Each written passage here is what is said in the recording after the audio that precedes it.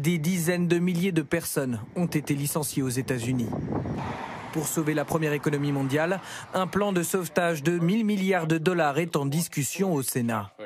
Hier, et c'est inédit, la fameuse règle des 3% maximum de déficit budgétaire imposée par Bruxelles est suspendue pour les 27 États de l'Union.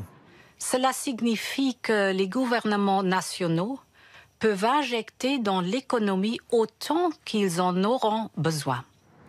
Injecter de l'argent massivement. Le terme économique, c'est l'inflation. Et dans le cas vénézuélien, c'est un cas extrême d'inflation. On parle alors d'hyperinflation. Et si un événement similaire se déroulait dans l'Union européenne, il faut imaginer qu'un café ou une baguette à 1 euro vaudrait 12 mois plus tard 20 000 ou 30 000 euros.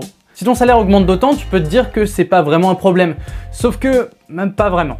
Déjà, ça veut dire que toutes tes économies ont fondu. Et si tu as galéré à avoir 2000 euros aujourd'hui, dis-toi qu'en cas d'hyperinflation, tu ne pourrais plus t'acheter qu'une fraction de baguette avec tout l'argent que tu as épargné l'année dernière. Donc tu vis forcément au jour le jour, puisqu'il devient très difficile d'économiser. Et puis deuxièmement, ça veut dire que dès que tu as gagné de l'argent, il perd de la valeur. Et qu'il faut s'en débarrasser le plus vite possible.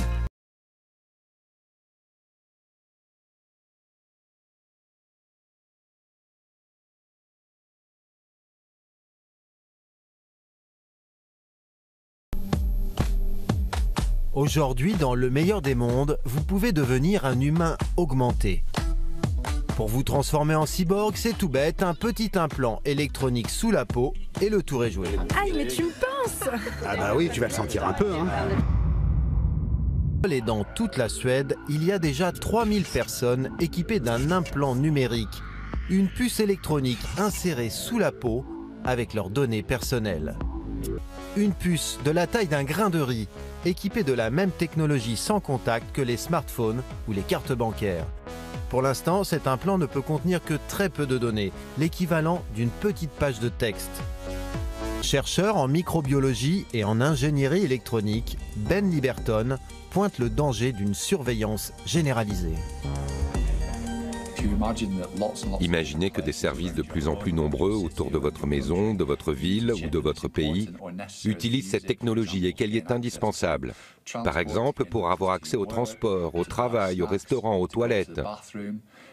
Si vous avez besoin de l'implant pour tout ça, il y a de fortes chances que les gens soient pistés dans tout ce qu'ils font. La question, c'est où iront ces infos? Seront-elles stockées? Seront-elles sécurisées?